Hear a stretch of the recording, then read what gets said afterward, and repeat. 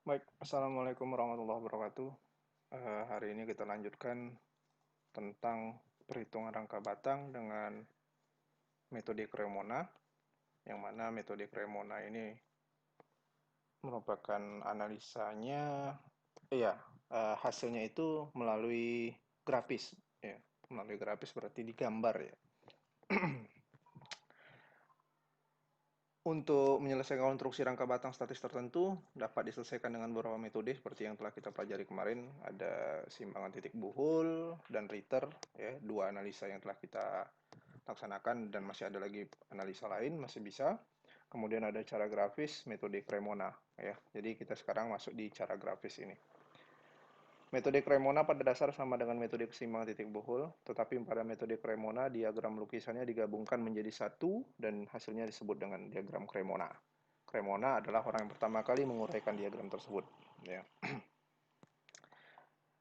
Langkah kerja, ya, langkah kerjanya yang pertama cek dulu apakah konstruksi rangka batang sudah termasuk statis tertentu seperti yang kita lakukan rumusan kemarin, yaitu dengan menggunakan bisa S sama dengan 2J kurang R, ya, 2J kurang R berarti 2 dikalikan join dikulangkan terhadap apa namanya statis tertentunya ada 3 hal yang akan kita ketahui, yang akan kita cari gitu ya. Berarti kan batasan statis tertentu kan ada nilainya 3, tidak besar dari 3, maka ini dikalikan 2 kali 8 dikurang 3, kemudian dicocokkan apa dalam perhitungannya apakah sesuai enggak dengan batang yang telah kita dapatkan ini. Kalau sesuai berarti dia oke.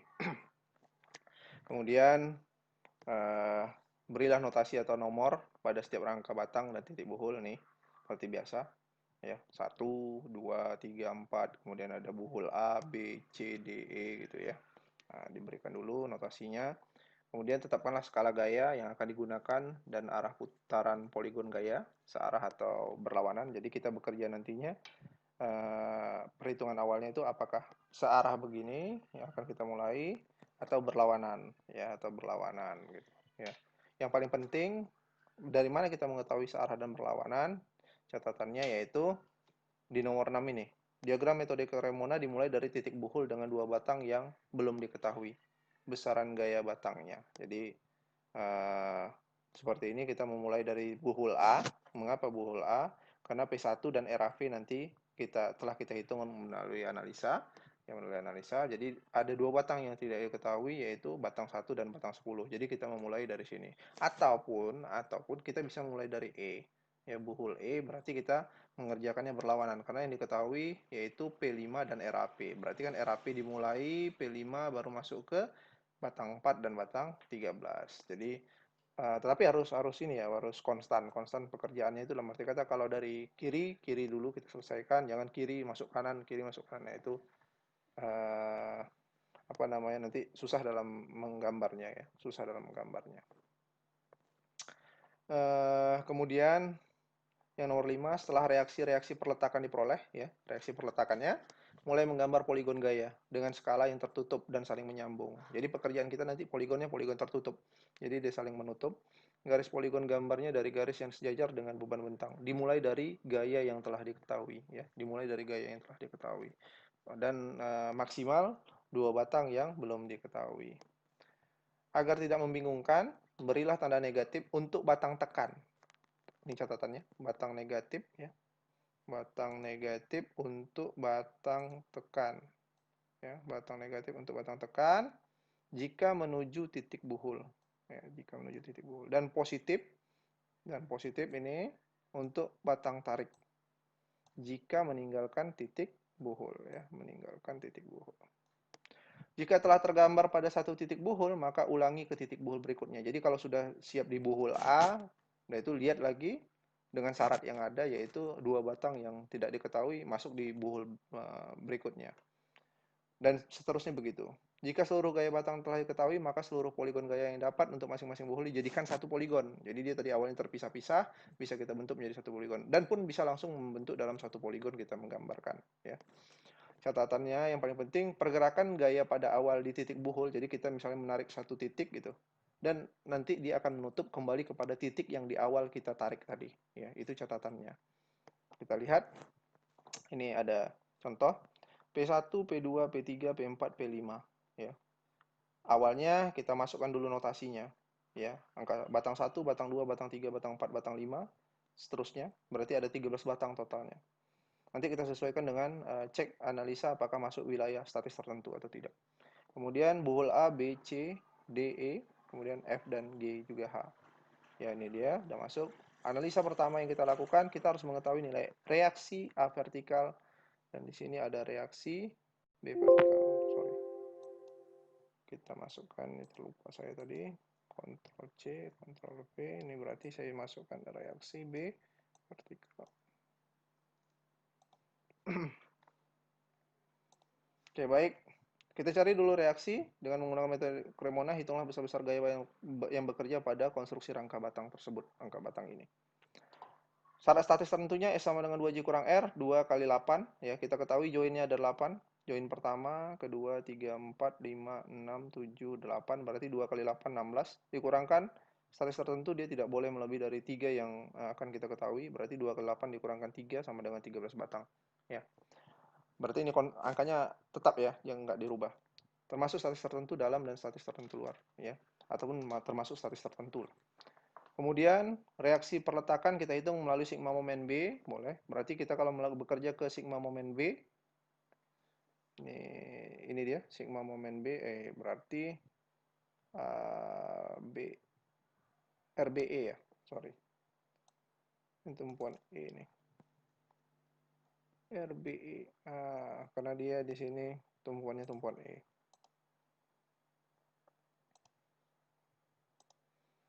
Sigma momen, bentar, perbaiki dulu. Sigma momen E, berarti ini sigma momen A, ini dapatnya REV. REV, oke. Berarti ini nanti pun RA, oke, terakhir aja nanti. Di sini nih. Supaya jangan salah. Nah, ini REV. Oke, baik. Saya lanjutkan, mohon maaf. Hitung dulu sigma momen E untuk mendapatkan reaksi perletakan di A. Ya, kemudian nanti cari sigma momen A untuk mendapatkan reaksi perletakan di E. Yaitu reaksinya. Dari hasil perhitungan dapatlah totalnya 8 ton, arahnya menuju ke atas, dan 8 ton karena ini statis tertentu sebenarnya setengah saja bisa kita hitung ya, karena dia statis apa namanya, bukan statis tertentu, artinya standar apa namanya, kondisinya bagiannya sama ya, bagian kiri dan bagian kanan tuh angkanya sama dari P1, P2, P3 dan P5. Jadi kita hitung setengah saja sebenarnya udah sama gitu ya kondisinya.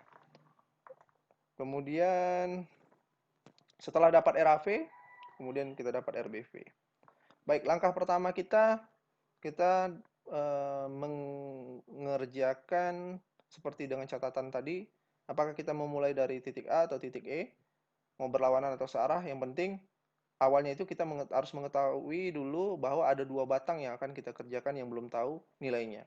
Berarti batang 1 dan batang 10 atau batang 4 dan batang 13 ya. Nah, saya mengerjakan searah jarum jam dulu ya. Jadi saya mengerjakan searah jarum jam. Baik, ini dia. Berarti yang saya ketahui yaitu RAV sudah tadi 8 ton. Kemudian A ya. A ini ya, mohon maaf ini ada coretan. Tumpuan A. Kemudian yang akan kita cari itu batang 1, ini aksi dari A. Ya, ini reaksinya 8 ton. Kemudian ini batang 1, ini batang 10 yang akan kita cari gitu. Di sini ada nilai 2 ton untuk dari P1, kemudian ada RAV 8 ton. Dalam menggambarnya kita harus mengkondisikan menggunakan skala. Jadi skala saya buat di sini 1 cm sama dengan 1 ton. Berarti 8 ton berarti 8 cm. Supaya nanti hasilnya pun dengan skala yang ada kita mendapatkan langsung hasil perhitungannya, bisa diukur dengan penggaris ya, bisa digambar dengan AutoCAD dan lain-lain. Ini saya menggunakan AutoCAD ya. Saya menggunakan AutoCAD menggambarnya. Awalnya itu RAV 8 ton. Saya bekerja arahnya ke atas. RAV 8 ton. Saya buat RAV 8 ton sampai kemari. Berarti dia 8 cm. Ya. 8 cm, ini dia ya, RAV. Setelah itu kita bergerak berputar begini searah jarum jam, kita jumpai P1. P1 arahnya turun. Nih, ya, P1 arahnya turun. Turunnya 2 ton. Berarti 2 cm. 2 ton 2 cm. Kemudian ada batang satu. Batang satu ini ya, kita belum tahu awalnya apakah, ya, sekali lagi ini saya coret. Apakah dia turun begini atau meningkat begini pergerakannya. Ya. Bisa ke arah kemari atau dia bisa arah kemari. Ya. Yang penting catatannya, batang terakhir nanti merupakan batang penutup untuk garis untuk garis penutup untuk garis yang dibuka.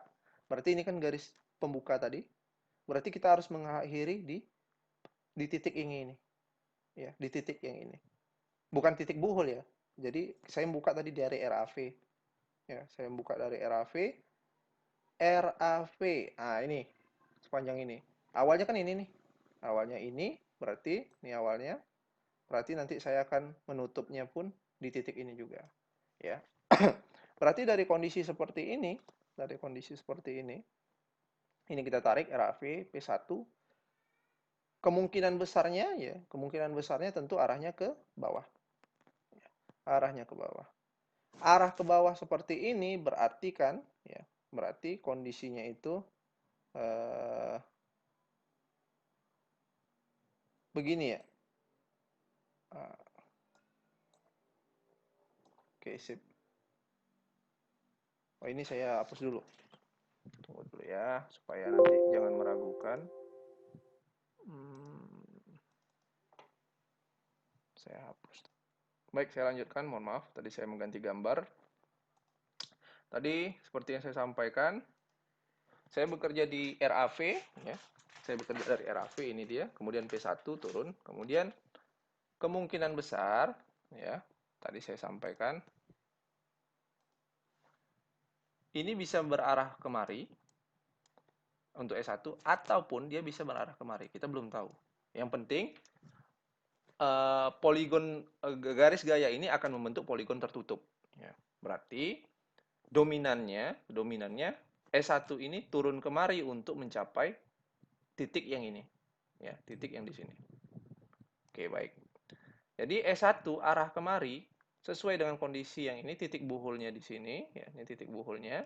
Kalau dia menuju kemari, artinya, ya, gambarnya tadi, kalau dia menuju kemari, artinya, ya sesuai, ini gambarnya, sudut yang saya bentuk ini 45 derajat, ya, 45 derajat, maka di sini pun awalnya itu 45 derajat, ya, 45 derajat, saya bentuk dia 45 derajat kemari, ya, kondisinya itu jatuh seperti ini. Kalau dia jatuh seperti ini berarti dia menuju titik buhul. Menuju titik buhul berarti di sini dia batang tekan. Ya. Dalam kita menggambar nantinya, ya, menggambar hasil keseluruhan kremonanya, arah panah ini tidak kita buat. Yang hanya kita ketahui seperti ini. Berarti dia batangnya batang tekan. Kalau batang tekan, yang lain pasti mengerti bahwa dia menuju titik buhul. Karena tadi menuju titik buhul dia itu batang tekan, keluar dari titik buhul dia merupakan batang tarik. Oke, baik. Ini tadi sesuai dengan skala yang ada, 8 cm berarti 8 ton. Di sini turun 2 cm berarti 2 ton, ini turun. Ini kan belum dapat kita berapa besaran garis gayanya. Maka ini karena saya menggunakan AutoCAD, bisa saya cari berapa garis gaya yang bekerja. Berarti di sini kita ketahui bahwa besarannya 8,49 ton karena garis ini panjangnya 8,49 cm. Hasil ini akan sama dengan cara analitis, ya. Hasilnya akan cara analitis. Ya, jadi sekali lagi kalau dia menuju menuju titik buhul berarti dia batangnya batang negatif atau batang tekan. Oke, baik. Sekarang seberapa besar dia akan berhenti? Kalau ini kita tarik sampai begini, nah, ya. Yang penting pada saat kita menarik, intinya kita harus menjumpai titik ini nantinya. Berarti kan kalau misalnya kita menarik batang S1 ini seperti ini terlalu berlebih. Maka sampai mana dia batasannya, itulah yang akan kita tarik ke samping sini. Karena di sini posisinya, kita tarik batangnya kemari. Posisi S10 ini, mengapa dia positif? Ini titik buhulnya. Tadi kita ketahui bahwa di sini ada titik buhul, yang menuju titik buhul, ini dia.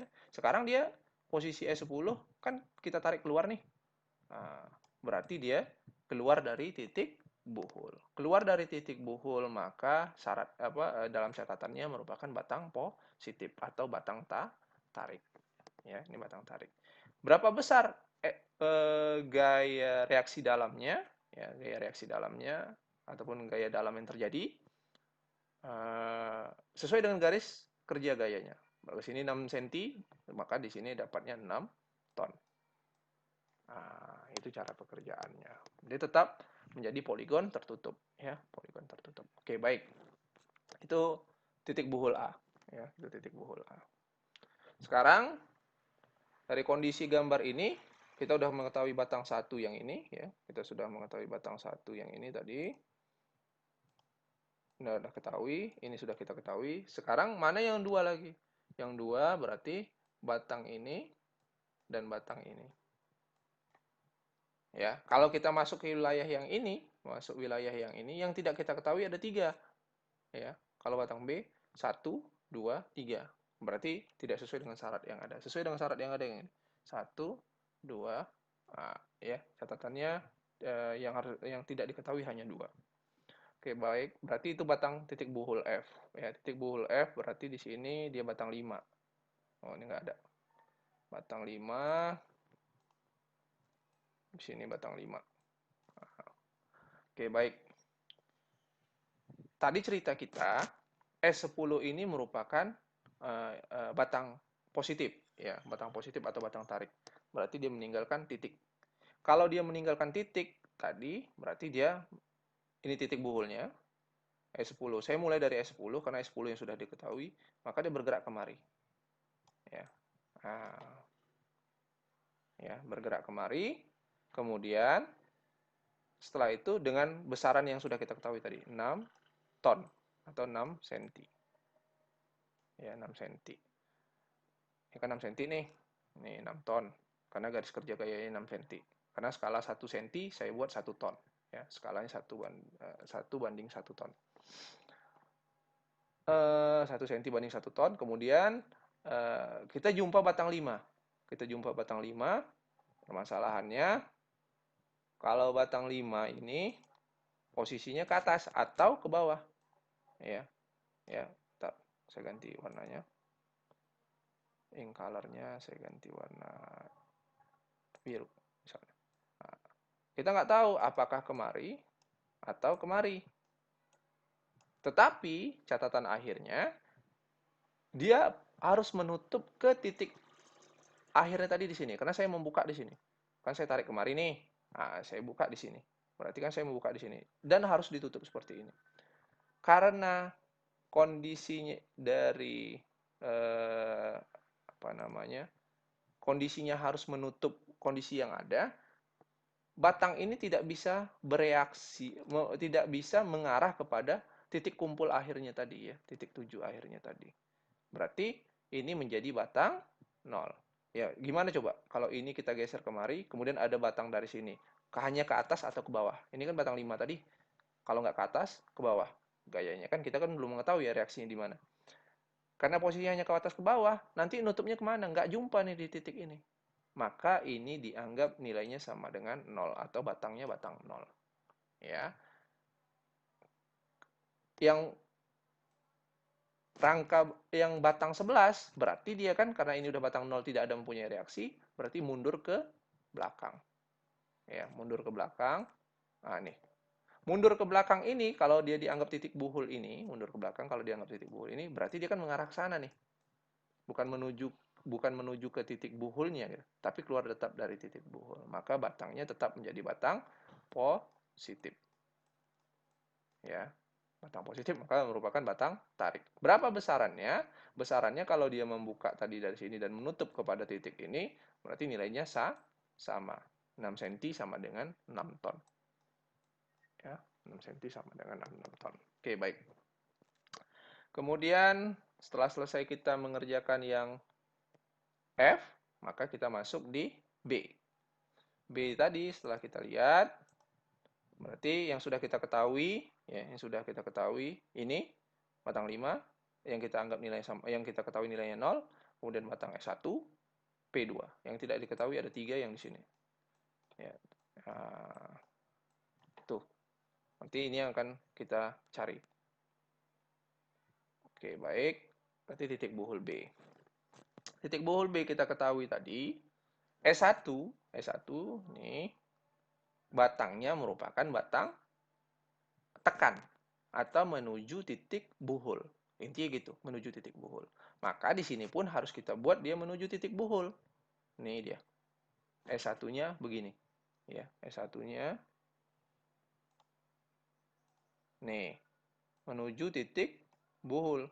Titik buhulnya kan ini. S1-nya. Jadi nggak harus dia ke bawah. Panah tadi karena ke bawah, maka harus inti ini ke bawah. Enggak. Yang penting kita tahu dia batangnya merupakan batang negatif. Harus menuju titik buhul. Maka kita kejar dia menuju titik buhul. S1 titik buhul, tadi yang sudah kita ketahui batang 5. Batang 5, 0. Maka kita asumsikan, kita buat dia tidak mempunyai nilai. Maka batang ini tidak bekerja, kita anggap tidak mempunyai nilai. Kemudian saya bekerja dari S1. S5 tadi 0, S1. S1 itu besaran tadi 8,49 cm. Ya. Atau 8,49 ton. Kemudian dari S1 jumpa P. P turunnya sebesar 4 ton. Maka saya buat garis kerjanya 4 cm. 4 cm. Kemudian batang 2 dia harus menutup di sini kan? Karena saya buka dari S1 tadi. Nah, batang 2 ini berarti dari P2 bisa arahnya ke sini dan bisa arahnya kemari. Tetapi karena ini akan menutup di sini, nggak mungkin arahnya ke atas kan? Pasti arahnya akan dikejar ke bawah. Ditarik ini sampai ke bawah. Tarik sampai ke bawah, ya. Berarti kalau dia ke bawah, posisi gambar ke bawah begini, artinya akan menuju titik buhul. Ya, ini gambar garis kerjanya kan ke bawah. Maka dia akan menuju titik buhul. Ya, menuju titik buhul. Oke, tapi kita belum tahu batasan dari batang ini bekerja sampai mana garis kerjanya. Maka kita tarik dari S6. Ini kita ketahui sudutnya tadi 45, ya. Yang ini pun tadi saya buat 45, ya. Maka dari sini tadi berarti ini turun ke bawah 45, ya. 45 di sini 45, maka yang ini ini kan garis kerjanya nih. Berarti di sini ya dari kondisi yang ada ini 45. Nah, 45 dia akan bekerja, maka di sini pun 45. Nah, batang 6 ini, batang 6 dari titik ini tentu begini arahnya menuju penutupan yang ini ya. Jadi bisa kita tarik sebenarnya garis kerjanya begini nih, silang begini dijumpa kan. Nah, jadi kita tahu di mana letak berhenti batang S2 ini dan disambung oleh batang S6. Ya. S6 ini arahnya kan menuju ke atas. Ini dia, miringnya sama nih, kemari kan. Nah, berarti dia menuju titik buhul. Menuju titik buhul berarti batangnya negatif. Ya. Menuju titik buhul berarti batangnya negatif. Itu dia. Jadi S1 negatif, S2 negatif, S6 negatif. Karena sama semua menuju titik buhul. Ya, besarannya kita ukur bisa menggunakan kertas grafik itu, yang kertas milimeter. Tapi saya karena lebih mudahnya saya gunakan AutoCAD. Jadi pun lebih terukur, nggak payah saya lagi untuk mengambil busur dan lain-lain. Oke, baik, itu dia. Ini bisa kita ukur. Oke, baik. Kemudian dari kondisi yang ada kita udah tahu tadi titik buhul A udah, ya, A udah selesai, B udah selesai, F dulu udah selesai, baru B. Kemudian mana lagi batang yang bekerja yang belum diketahui hanya 2 batang. Berarti kita pindah ke batang yang ini. Ya, ini ada 4. ada 2 batang yang belum ketahui. Batang 3 dan batang 7. Batang 2 sudah diketahui, P3, kemudian yang belum diketahui yaitu batang 3 dan batang 7. Kemudian dari batang 3 dan batang 7, titik buhul C ini, ya berarti titik buhul C. Kalau kita masuk di titik buhul G, ada 3. 1, 2, 3. Yang berarti kan kita harus mengambil yang ini. Titik buhul C ini berarti saya bekerja dari S2. Dari S2 negatif, besarannya kita sudah ketahui tadi berapa besarannya. Ya kalau di AutoCAD tinggal kita pindahkan aja kan. Nggak payah kita garis lagi gitu. Tinggal kita copy paste. S2, tadi catatan kita dia batangnya negatif ya. Berarti menuju titik buhul. Ini dia. Menuju titik buhul. Ini titik buhulnya. Kemudian jumpa P3. P3 turun. P3 turun sebesar 4 ton. Berarti sebesar 4 cm. Turunnya 4 ton sebesar 4 cm. Oke, baik. Kemudian dari sini nantinya berarti kan kita membuka di sini nih. Membuka di sini, berarti kan harus kita tutup pun di sini gitu. Ya. Nah, harus kita tutup di sini. Maka batang 3 ini kalau kita hanya ada 2 kondisi miring seperti ini, apakah dia ke atas begini ya atau dia turun begini. Kalau dia turun begini nanti karena penutupnya di batang 7 ya, nggak akan jumpa. Kalau kita buat miring begini, dia akan jumpa di batang 7. Ya. Batang 7 akan menuju kemari. Ya kan, batang 7 kan batang tegak lurus nih. Jadi S3 dia begini, berarti kan posisinya begini nih, menuju titik buhul miringnya. Ya, dengan sudut berapa tadi? 45 derajat. Saya buat 45 semua. Nah, 45 derajat kemari ya. Dengan batasan di mana? Dengan batasan dia harus mempunyai garis potong. Ini kita panjangkan garis potong yang 7 ini untuk kemari kita bisa tarik dari sini ya, tarik dari sini ke atas terus. Maka akan jumpa titik potongnya di sini. Nah, inilah batasan untuk S7. S7 yang kita ketahui ya, S7 dia kan dari titik batang S3 ini, batang S3 ini dia akan ke bawah. Ke bawah berarti kan posisinya begini nih, meninggalkan titik buhul. Titik buhulnya ini. Nih. Berarti dia batangnya batang positif. Gayanya gaya tarik ya, bukan gaya tekan.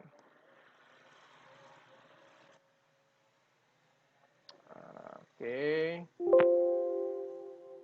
Nantinya ini bisa kita ukur ya, bisa kita ukur berapa jaraknya semua.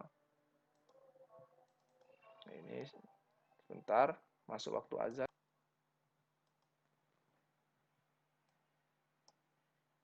Baik, sekarang tadi titik buhul C sudah, sekarang masuk di titik buhul G. Karena tadi di batang 11 sudah diketahui, batang 6 sudah diketahui, batang 7 sudah diketahui, yang belum itu berarti batang 8 ya. Batang 8 dan batang 12. Ya, batang 8 dan batang 12. Baik. Saya gunakan pen sini dulu. Baik, saya mau bekerja dari batang 11. Batang 11 tadi dapatnya merupakan batang tarik. Dia meninggalkan titik buhul. Ya, ini titik buhul. Berarti ini nih.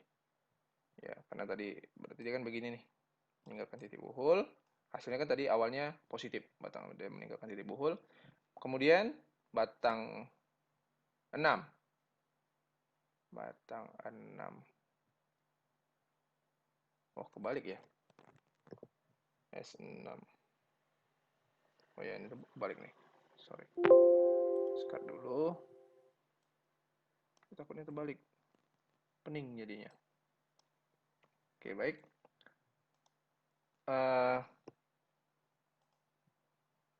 Baik, tadi S11 kemari, meninggalkan titik buhul. Kemudian, dari batang S11 ini, kita jumpai perputaran searah jarum jam. Ya, begini. Perputarannya begini. Berarti jumpa S6. S6 turun. Ya, turun tadi kita ketahui dia begini kan. Dia kan menuju titik buhul kan turun nih. Kemudian jumpa batang 7. Batang 7 tadi kan hasilnya positif. Ya, batang 7 hasilnya positif. Berarti naik dia kan.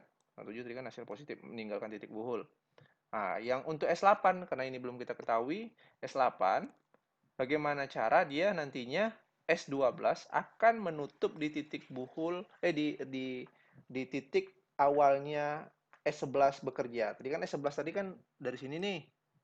Nah, dari sini kan bergerak kemari. Nah, berarti S8 kemungkinan besarnya bisa mengarah kemari, berarti bisa mengarah kemari atau mengarah ke sini, ya kan? Dominannya gitu. Karena S12 ini merupakan sebagai penutup, maka S12 itu nanti sejajar bidang dari S11 gitu kan.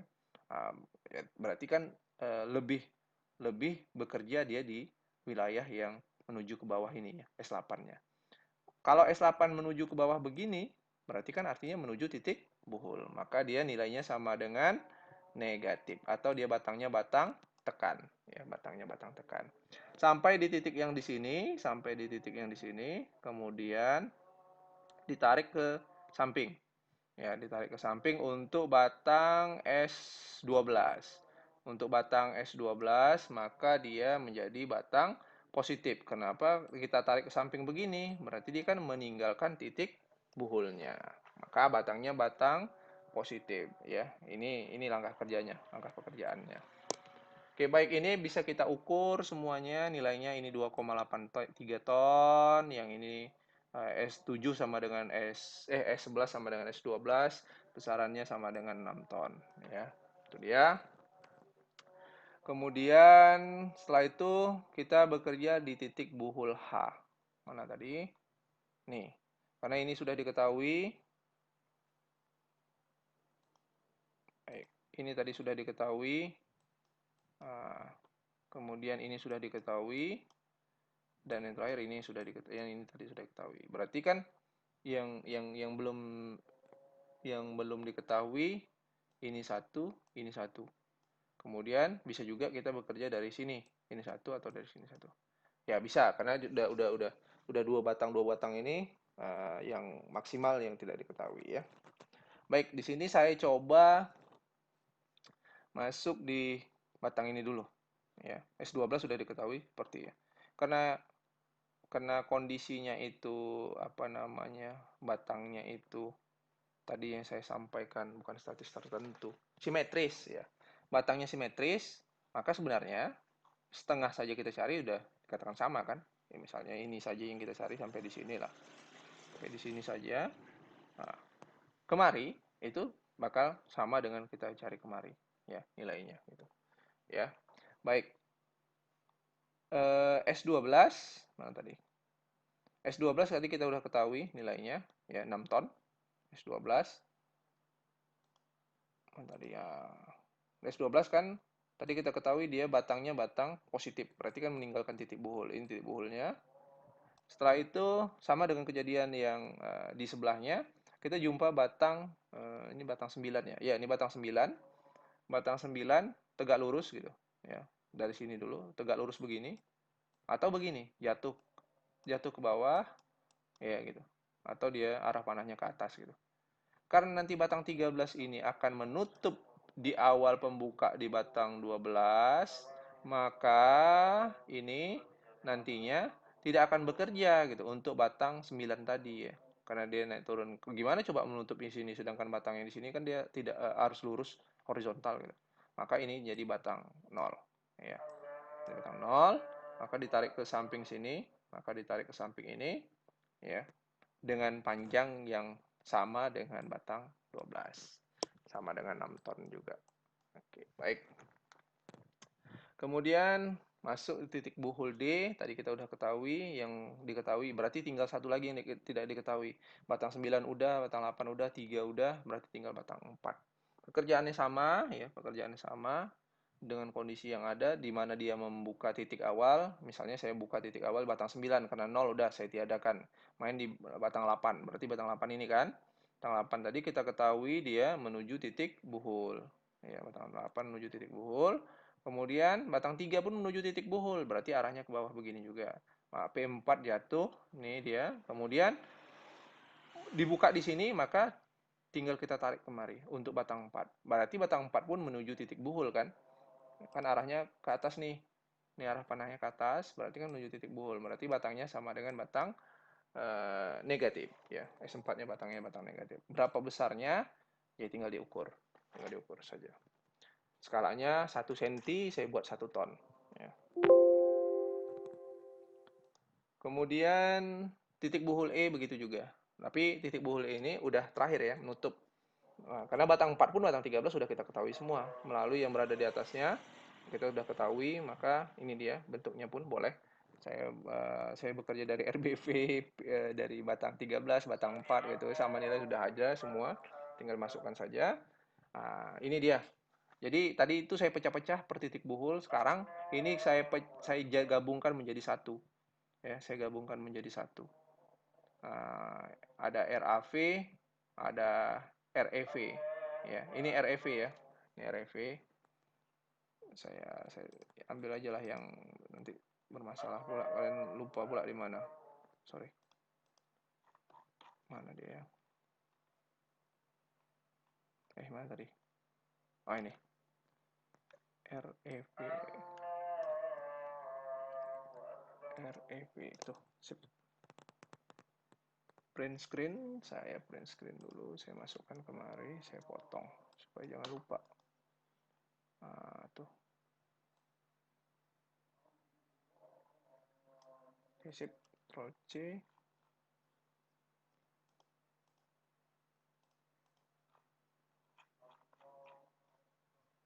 Ini. Tuh. Oke, sip. Itu dia. Jadi ini kita gabung. Besarannya tadi RAV ini yang pakai panah ini tadi ya, reaksi A vertikal dan aksinya. Yang ini nggak pakai panah ya. Itu udah kita ketahui tadi saya bilang untuk menentukan batang negatif, batang tekan dan batang tariknya. Jadi tidak ada terpengaruh terhadap panah ya. Kalau panah nanti dia menjadi dominan gitu. Dominan nanti kalau tiba-tiba dia oh ini ngapa panahnya ke bawah ya? Jadi negatif. Yang ini panahnya ke atas. Enggak, itu yang penting batang negatif dia menuju titik buhul sesuai dengan gambar yang ada. Ini dia. Ini kita gabung. Berarti RAV dari sini dulu. Mana dia? Sorry, saya besarkan dulu. Ini tadi kita awal dari gambar ini, jadi kita gabung ya. Ini kita gabung. RAV dari sini, dari titik ini nih, RAV. Tarik ke atas 8 cm. Kemudian turunkan ke bawah, P1 2 ton, berarti 2 cm. Kemudian tarik ke S1. S1 ini batang S1 ini ya. Kita ketahui tadi, ini dia, tarik kemari. Kemudian jumpa tarik kemari ya, tarik kemari, jumpa S10. S10 ini. Ya, berarti ini sampai S1, kemudian S10 kemari. Nah, begitu juga. Kemudian kita lanjut. Batang di sini tadi. Ya, di sini. Berarti dari titik ini kita tarik kemari. Batang 10 tarik kemari. Kemudian ditutup lagi ke sini. Nah, kan dia menutup. Kita ketahui batang 5 tadi nilainya sama dengan 0. Batang 5 sama dengan 0. Oke, baik. Itu yang kedua. Kemudian yang ketiga, kita masuk di batang B. Yang ini, berarti kita mulai bisa dari batang S1. Ini S1, S1 kemari, dan dia. Ya, kemudian P2. P2, ini dia P2, sip. Nah, ini P2. Kemudian batang S10. Batang S10, sorry. Batang 2. Ya, dia kan putarannya salah jarum jam. Batang 1, P2, kemudian batang 2. Berarti S1 S1 ya S1 P2, nih dia P2. Kemudian sampai di sini dengan batasan tadi P2 kita ketahui dia 4 ton, berarti kita tarik ke bawah ini 4 cm. Kemudian kita tarik kemari. Ya, kita tarik kemari dengan besaran tadi angkanya sampai ini bisa lebih ya, bisa lebih seperti saya bilang tadi. Tetapi karena dia menutup di S1-nya di sini, maka dominan bekerjanya itu yang batang 6 itu berarti kan miring begini, sesuai dengan sudut yang kita bentuk. Nah, itu dia. Ya, berarti tutup di sini. Ini sama nih dengan yang kita lepas. Oke, baik. Kemudian dari sini kita bekerja di batang ini. Kumpul C. Berarti batang 2 sudah diketahui. Batang 2 tadi ini S2 ya. S2 begini, tag, kemudian jumpa P3, P3 tarik ke bawah lagi, ini. Kemudian kita jumpa batang 3. Batang 3 tadi kita ketahui dia akan ditutup di sini kan, ditutup di sini. Nah, batang 3 dia miring nih, batang 3 kan miring nih, boleh ke sini, boleh kemari kan. Nah, tapi karena nanti terakhir ke batang 7 dia lurus, berarti dominannya kemari nih. Baru ditutup ke batang 7 di sini. Ah, besarannya begitu. Kemudian sudah selesai baru titik buhul G. Titik buhul G tadi begitu juga, titik buhul G dari batang 11 bisa bekerja dari batang 11, berarti batang 11 ini batang 11 berarti ini ya, ini batang 11 saya tarik kemari, kemudian dia bekerja 6 berarti tarik kemari, 6, kemudian 6, 7 tadi kan kita ketahui dia batang tarik, berarti dia ke atas kan, nggak menuju titik buhul ini kan, nggak jatuh ke bawah, batang ke atas, jumpa S8. S8 dia mau menuju titik buhul ini, tadi kita kan bukanya di sini nih, kita buka di sini kan, S8 nanti jumpa S12 untuk nutup ke titik awalnya di sini. Nah, begitu seterusnya. Ya, jadi dia akan menjadi satu gambar seperti ini. Ya, titik gambar ini gambar lepasan per titik buhul. Ya, tetapi dia tidak memakai panah sebetulnya gitu, tidak memakai panah. Ini supaya mudah untuk mengerjakan saja. Nah, yang inilah dia kondisinya. Cremona itu seterusnya. Ini bisa kalian ukur bentuk diagram Cremona seperti ini dan hasil ukurannya itu yang menjadi reaksi gaya dalam yang terjadi pada batang ini semua. Oke, baik, mungkin dari saya itu saja ya. Jika ada pertanyaan dipersilakan nantinya. Nah, ini dia penabelan nomor batang ya, penabelan nomor batang. Berarti batang 5 tadi 0, batang 9 tadi 0 karena dia tidak bekerja gaya di dalamnya. Nah, ini dia, batang tekan dan batang tarik dimasukkan ke dalam penabelan. Oke, baik, itu saja. Terima kasih. Assalamualaikum warahmatullahi wabarakatuh.